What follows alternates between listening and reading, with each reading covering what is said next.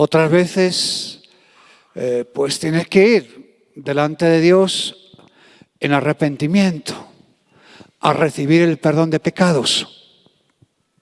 Pero las consecuencias del pecado nos van a alcanzar. Dios nos va a perdonar, nos va a limpiar, obviamente, pero las consecuencias van a llegar a nuestras vidas. Una vez Jesús entró en la sinagoga allí en Nazaret, los locales de reunión de los judíos. Nazaret es donde Jesús se había criado. Nació en Belén de Judea y fue a empadronarse a Nazaret. Y allí empezó a vivir. Y dice que un día entró en esa sinagoga, en ese local de culto. Era el día de reposo, Lucas 4:18. Era un sábado como el Shabbat Shalom. Y dice que cuando entró en esa sinagoga, conforme a la costumbre, o sea, Jesús tenía la costumbre de ir a las sinagogas, dice que se levantó a leer y se le dio entonces eran pergaminos. Abrían el pergamino y lo ponían, lo leían sentado y era el libro del profeta Isaías. Abrió el pergamino y había un lugar donde estaba escrito: el Espíritu del Señor está sobre mí, por cuanto me ha ungido para dar buenas nuevas a los pobres. No se refiere simplemente a los pobres que no tienen casa, o no tienen plata, o no tienen abrigo. No está refiriéndose simplemente a esas personas, sino va mucho más profundo, sino a los que padecen humillación, a los que están tristes, a los que están desanimados, desalentados, los que están cerca del abismo y lejos de Dios. Me ha enviado a sanar a los quebrantados de corazón. Fíjate, a los que están quebrantados, pasando una mala situación, están debilitados por algo. Puede ser por la amargura, por la avaricia, por la lujuria. A pregonar libertad a los cautivos, dice, y vista a los ciegos. A poner en libertad a los oprimidos y a predicar el año agradable del Señor.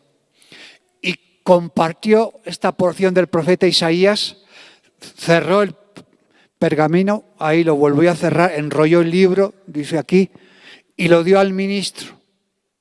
Y se sentó, y los ojos de todos de la sinagoga se fijaban en él. Y comenzó a decirles: hoy, este momento, esta porción de las Escrituras se ha cumplido aquí, delante de ustedes. Y si tú estás quebrantado de corazón por tus pecados, por la injusticia, por la enfermedad, por la culpabilidad que te está aplastando, te sientes indigno o indigna, pero hay buenas noticias. Dice que hay buenas noticias de parte de Jesucristo.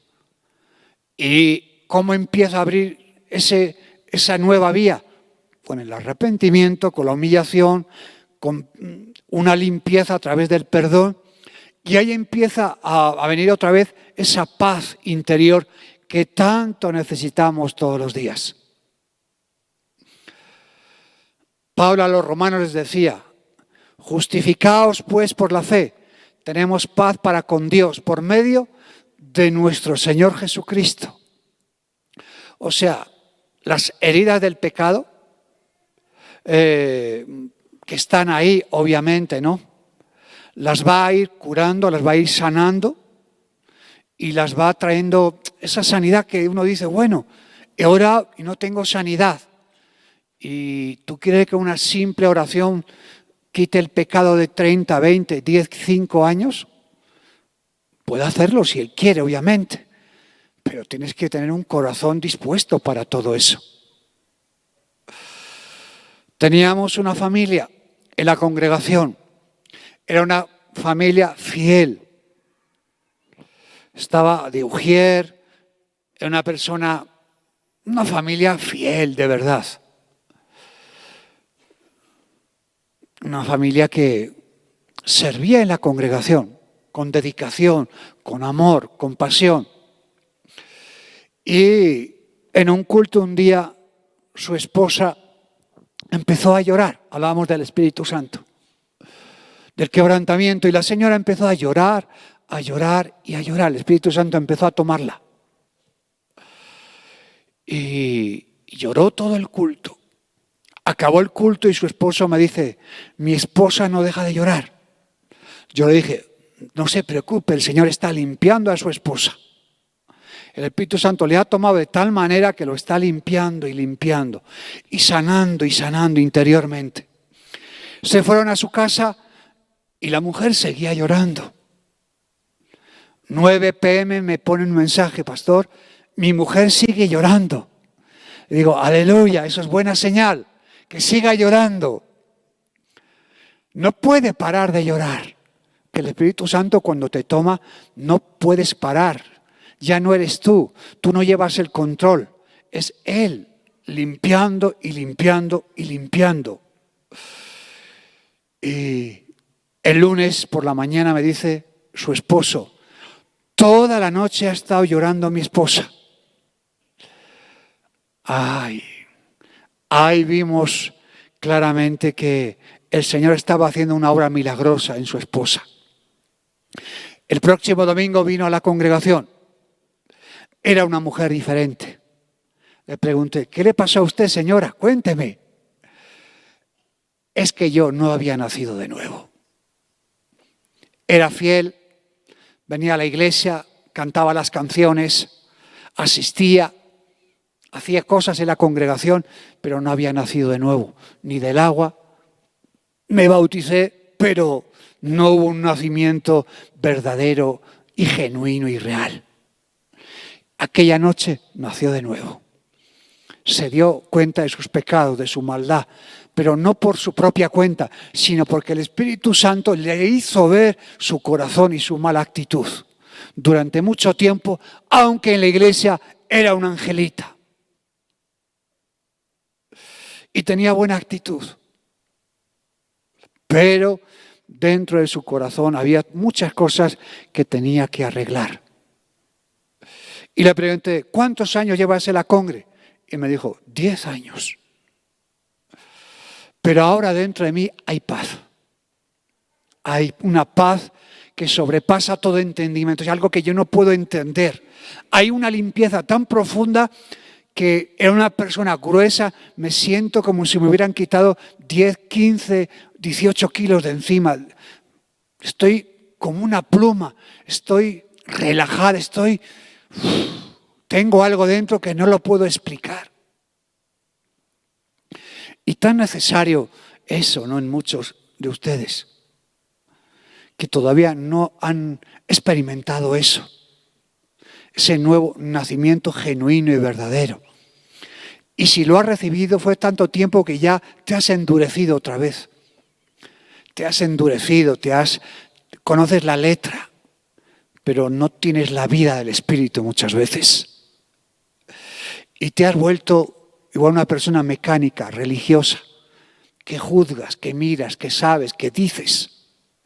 Pero tu vida espiritual es pobre, raquítica. Aunque conoces muchos versículos y muchas canciones. Igual necesitas un doble, segundo nacimiento. Una limpieza más genuina y más profunda que la primera. Porque se ha ido acumulando muchas cosas. El quebrantamiento de corazón puede llegar no solo por el pecado, sino ya siendo creyentes también. Cuando tú tienes un corazón nuevo, un corazón sensible, muy sensible, porque realmente lo has llevado a la habitación de Dios, ahí te has derramado, Él te ha descubierto lo que hay en tu corazón, tú te has dado cuenta y ahí te has quebrantado de verdad, te has tirado y has visto tu corazón malvado y has sido limpiado ahí de lo más profundo de tu corazón, ahí ves tu maldad. Ese nuevo corazón es sensible, pero ese nuevo corazón puede ser herido también. puede ser quebrantado. Por eso, ese nuevo corazón se le ha dado la capacidad de perdonar. Por ejemplo, de la traición. Fíjate, los traicioneros son personas muy cercanas a nosotros. Comen con nosotros, vienen a la congregación, trabajan en tu mismo edificio, en tu misma...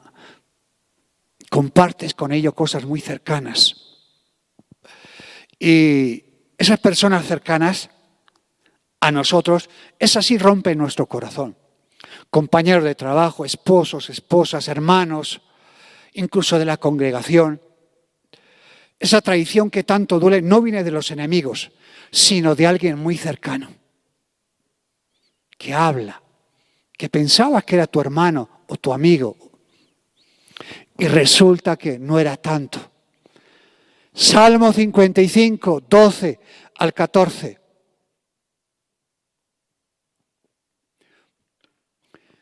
Este salmo que lo escribió el rey David, que es muy conocido obviamente, Salmo 55. Dice así la palabra de Dios, en el verso 12. Porque no me afrentó un enemigo, o sea, no me golpeó un enemigo, dice, lo cual lo habría soportado. De un enemigo te esperas cualquier cosa, nada bueno, obviamente. Ni se alzó contra mí el que me aborrecía. Hay personas que te caen mal y hablan mal de ti, te esperas que hablen mal de ti, es obvio, eso van a hacer. No saben hacer otra cosa, porque me hubiera ocultado de él. Sino tú, hombre, al parecer íntimo mío, mi guía, mi familiar, que juntos comunicamos dulcemente los secretos y andábamos en amistad en la casa de Dios. Fíjate,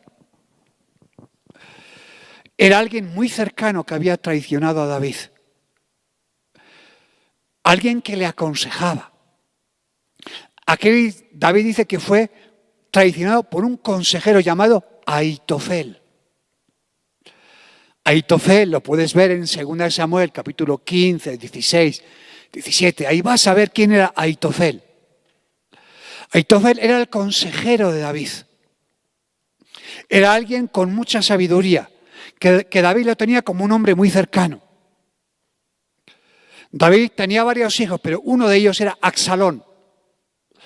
Este quería quitarle el trono a su padre David y ponerse él como rey. A las bravas, obviamente. Pero este hombre, Absalón, hijo del rey David, contaminó el corazón de Ahitofel. Hay gente, ¿no?, que son unos contaminadores. ¿Te das cuenta, no? Como tenía un corazón amargado, Absalón, un corazón envidioso, un corazón que quería el trono de su padre, sin ningún tipo de respeto. Y este empezó a contaminar a Ahitofel, al consejero de David. A hablarle por la espalda, es que no sé qué, es que mira lo que ha dicho, mira lo que ha hecho, es que tú puedes ser el rey, es que ¿para qué estás con mi padre? Esto, aquello. Y participó en una rebelión contra el rey David. Esto partió el corazón de David. Y Ahitofel no buscaba los intereses de Dios, buscaba su interés al fin y al cabo, en esa contaminación. Entonces, cuidado. Por eso no tengamos una opinión más alta de nosotros hacia los demás. El complejo sábelo todo. Hay personas que lo saben todo, sábelo todo. Jesús era todo lo contrario. Siendo Dios, se humilla, se despoja, toma forma de siervo y vino a servirnos a nosotros. Y dice, y tengamos el mismo sentir que tuvo Cristo Jesús. Ahitofel, cuando vino la crisis, abandonó. Y ahí se nos ve a todos cuando viene la crisis.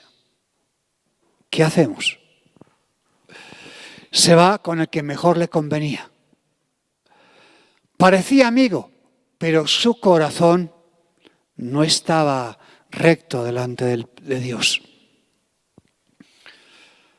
Las ofensas, por ejemplo, de gente desconocida, lo podemos soportar, pero de los más íntimos hacen mucho daño.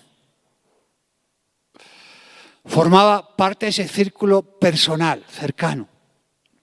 Jesús incluso dice, si tu enemigo tiene hambre, ¿qué hacemos? Dale de comer. Si tu enemigo tiene sed, ¿qué hacemos? Dale de beber. Pero si la persona íntima, cercana, te traiciona, ¿qué hacemos? ¿Tienes ganas de darle de comer? ¿Tienes ganas de darle de beber? ¿O tienes ganas de...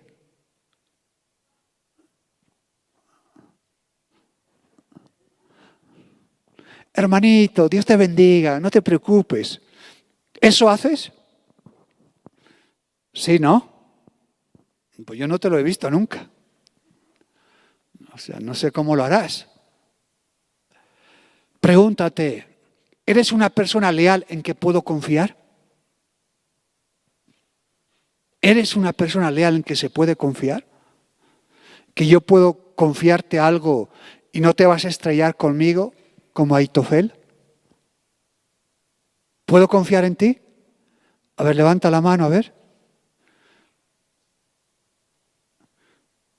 Uy, uy, uy, te das cuenta, ¿no? Que hay en los corazones. Mamma mía. Mamma mía. Marcos 14, vamos iglesia, no te duermas. Los dormidos digan amén otra vez. Ni se duermen siquiera, vamos. Mala pata, vamos.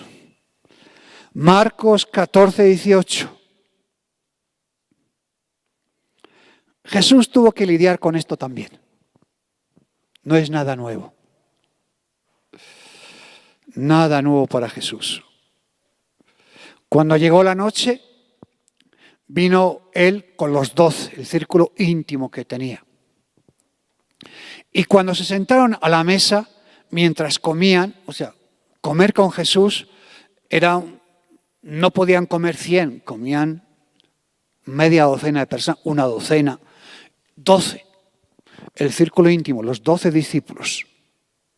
Alguien que comía con Jesús está diciendo, habla de intimidad, de una relación corta, estrecha. Y fíjate, mientras comían, dijo Jesús, de cierto os digo que uno de vosotros que come conmigo me va a entregar. Entonces ellos comenzaron a entristecerse y decir uno por uno, ¿seré yo? Y el otro, ¿seré yo? Y él respondiendo les dijo, es uno de los 12, el que moja conmigo en el plato. Y fíjate, así fue. En esa comunión, en esa confianza, cenando, Jesús sabía el corazón de Judas. Lo trató bien, pero le fue mal a Judas. A los traicioneros les va mal. Les va mal en su vida. Cuando tú traicionas a tu esposo, a tu esposa, te va mal. A tus hijos, a la persona con la que trabajas, te va mal. Y peor si traicionas a Jesús, te va a ir muy mal. Fíjate lo mal que le fue a Judas. Y a Pedro, porque oró por él y fue a por él, si no, ¿cómo hubiera sido también? ¿Y cómo hubiera sido de nosotros si él no hubiera ido por nosotros? Aquí, fíjate, ¿no? Mejor le pidamos al Señor que nos guarde, que no seamos traicioneros, destructores, sino todo lo contrario, que podamos recomponer, traer sanidad. Dice que aquí los 12 se entristecieron, se pusieron muy tristes. ¿Seré yo? ¿Será aquel? ¿Cómo voy a ser yo si yo no voy a poder? No sé, el lío que armarían ahí. Y claro, ahí se dieron cuenta que cualquiera de ellos podía haber sido. Porque todos dudaban si hubieran sido ellos. Otro quebrantamiento es la infidelidad. Hoy ser fiel es como si estaría pasado de moda. Fiel, eso es una tontería. Yo hago lo que quiero, a mí qué me importa. Yo con tal de salirme con la mía, pues eso. Jeremías capítulo 3, verso 20, hace una comparación que me gusta mucho. Jeremías, el profeta llorón, que estuvo 40 años yendo a los reyes, donde los sacerdotes, diciéndoles: Babilonia va a venir, va a destruir el templo, el muro, os va a llevar cautivos. Ni caso le hicieron. Le golpeaban, lo metían en la cárcel, lo insultaban, lo metían en un pozo. Y les llevaba a la reflexión. Y dice que en el capítulo 3, verso 20, pero como la esposa infiel abandona a su compañero, así me abandonasteis a mí, oh casa de Israel, dice Jehová. Aquí el corazón de Dios estaba dolido. Israel quebrantó el corazón de Dios. Y seguramente Dios te ha estado quebrantando por alguna razón. Y cuando te quebranta es porque algo te está doliendo. Hay algo, un problema que te sobrepasa, que no lo puedes tú solucionar, o Dios con su amor te está quebrantando por algo. En Génesis dice el Señor que vio Jehová que la maldad de los hombres era mucho en la tierra. Estaban totalmente ciegos. Que todo designio de los hombres, incluso de los pensamientos del corazón, era de continuo solamente hacer el mal. Dice y vio Dios y le dolió en su corazón. Se lamentó, se llenó de tristeza, dice. Otra debilidad que podemos tener es la desilusión. Cuando desilusionamos a Dios. Cuando eso quebranta el corazón en nosotros. En una pareja de enamorados, en un matrimonio. Si tiene hijos, un hijo desilusiona a sus papás y a sus mamás, le rompe el corazón, da un portazo y se va de casa en rebeldía y dice: bueno, hago lo que me da la gana. Proverbios 10:1. El hijo sabio alegra al padre, pero el hijo necio es tristeza para su madre. Proverbios capítulo 10, verso 1. Si tu hijo es sabio, alegra el corazón del papá. Pero si tu hijo es un necio, dice la Biblia, dice el necio: no hay Dios. Entonces crea tristeza a su mamá, dice. Dicen que los primeros 40 años del hombre y de la mujer se dedica a aprender, se dedica a caerse, a levantarse, en aprender, en caerse y en levantarse. Los primeros 40 años. Los segundos 40 años, pues ahí, ¿no? Ya empiezas a aprender, a asimilar. Y ya tendrías 80 años. Pero si llegas a los 80 y duras otros 40 años, ahí dice que de verdad usted, si llegas a esa tercera ronda de 40 años, ya empiezas a enseñar. Ahí sí que has pasado un quebrantamiento y has aprendido esos quebrantamientos, y ahí ya sí usted puede enseñar a otros. Los primeros 40 te la crees, golpe tras golpe. Llegas a los 40, ¿cuántos tiene aquí 40 años? A ver, levante la mano. Qué viejos. Hasta los 40 intentas aprender, ya te la crees, tengo 40. Pasa otros 40, wow, esto he aprendido, qué bueno. Llegas a los 80 y dices, ahora de verdad puedo enseñar a otros. Porque la experiencia del quebrantamiento, de la vida, te la está dando ese hombre o esa mujer. Por eso los abuelitos y las abuelitas pues tienen una experiencia que no la tenemos nosotros. Nosotros no creemos que lo sabemos todo, pero todo sabe una persona que ha estado pasando todo eso y está ahí manteniéndose firme todavía. Ese te puede enseñar todo. Antes a los viejitos se les tenía más consideración. Ahora ya no pasa nada. Es como un mueble antiguo, que se lo lleve remar. Que se lo lleve remar, no tire nada. Y se lo tiran al asilo. O se lo tiran a... Hay cada caso hay que uno dice, Dios mío. Dios mío. Por eso vemos claramente que nuestra misión es ahora ya alegrar el corazón de Dios y el corazón de tus papás, si los tienes cerca. La Biblia dice, honra a tu padre y a tu madre, que es el primer mandamiento con promesa. ¿Para qué? Para que te vaya bien. ¿Y para qué? Para que tengas largura de años en la tierra. O sea, los años de vida se te van a añadir incluso por eso. Y seas de larga vida en la tierra. Fíjate, ¿no? Es un mandamiento que tiene una promesa. No matarás, dice. Bueno, si no matas no te va a pasar nada. Qué bueno para ti. No mentirás. No es opcional.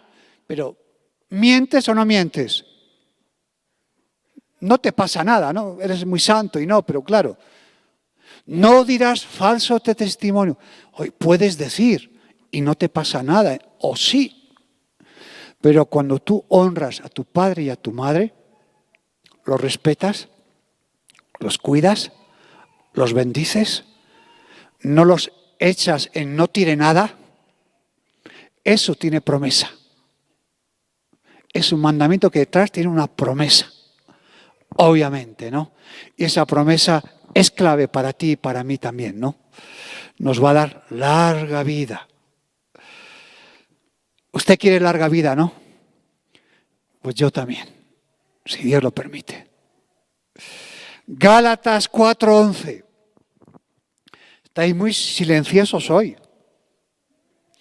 ¿Por qué es sábado? ¿Vais de fiesta esta noche o por qué? No sé, os veo ahí como diciendo, ¿será? O no estamos acostumbrados al sábado a la noche, ¿no?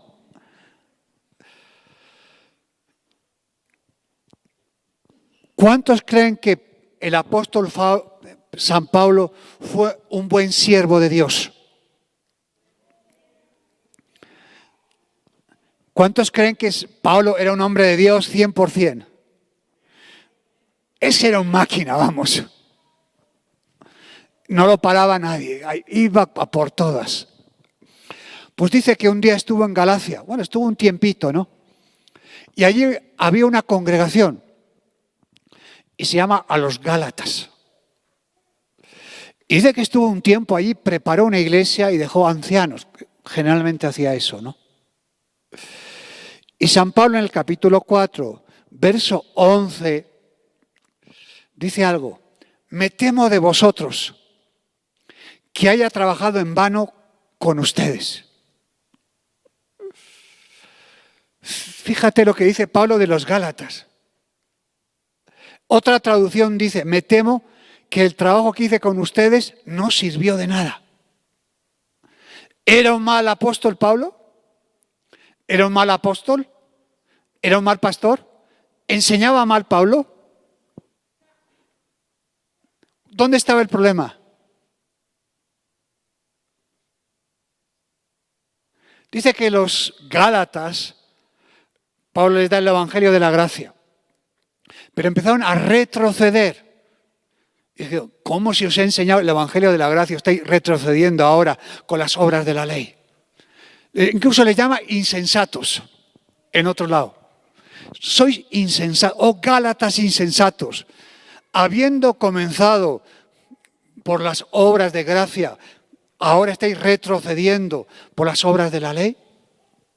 Y Pablo estaba desilusionado. Y Pablo les daba consejos, les daba cariño, tenía paciencia, les enseñaba la palabra, les daba todo el ejemplo posible. Así hay también hijos espirituales que rompen el corazón, como se lo rompían a Pablo. Pero Pablo no se amargó. El Señor empezó a trabajar en Pablo también, empezó a darle ese bálsamo que solo pudo hacer el Espíritu Santo. Por eso, otra de las cosas que nos quebranta es la ingratitud y la incomprensión muchas veces, ¿no? Dentro de la congregación hay mucha ingratitud. Hay mucha ingratitud. Mucha indiferencia. 1 Corintios, capítulo 4. Fíjate, Pablo, ahora a los Corintios. Capítulo 4, verso 12. Fíjate que a los corintios les manda 2 cartas. La iglesia de Corintios, que tenía todos los dones del Espíritu. Una congregación que salió de la idolatría. Los enseñó, se va de ahí. Le avisan a Pablo, mira, la congregación, los de Cloé, ya te aviso, Pablo, que aquí hay un desaguisado muy grande. Hay mucho desorden. Pablo los enseñó, los capacitó, sí. Pero fíjate, ¿no? En 1 Corintios capítulo 4, verso 12. Nos fatigamos trabajando con nuestras propias manos. Nos maldicen. Bendecimos y padecemos persecución y los soportamos. Nos difaman y rogamos. Hemos venido a ser hasta ahora como escoria del mundo, el desecho de todos. Fíjate lo que dice, ¿eh? No escribo esto para avergonzaros, dice, no, sino para amonestaros como a hijos míos amados. Porque aunque tengáis 10.000 años en Cristo, tengáis 10.000 pastores, no tendréis muchos padres, pues en Cristo Jesús yo os he engendrado por medio del Evangelio. Fíjate, los corintios cerraban su corazón. La profesión de pastor, dicen, que es de las 10 profesiones que más estresa en el mundo. Cuando te maldicen, bendice, aunque por dentro estás hecho pedazos. Pablo amaba a los corintios, los trataba como hijos espirituales, pero dice que habían roto su corazón. Tantos discípulos que hizo lo abandonaron en Roma, en la cárcel. Pero él siempre decía, aunque todos me abandonaron, el Señor siempre estuvo conmigo. Nunca me dejó en ningún lado solito. Él estuvo conmigo todo el momento. Él aprendió a refugiarse en el Señor. Y eso es lo que tenemos que aprender mucho más. A refugiarnos mucho más en el Señor, porque podemos recibir ingratitud, traición. Podemos recibir hermanos infieles, hermanos con mal corazón. Todo eso lo vamos a tener siempre. Pero Pablo nos enseña, tanto a los corintios como a los gálatas, como David, aunque todo eso pase, David, como Pablo, como el Señor, empezaron a refugiarse en el Señor, a ir dentro de la presencia de Dios y a no quejarse, a no hacer cosas raras, sino ir delante de Dios y estar ahí.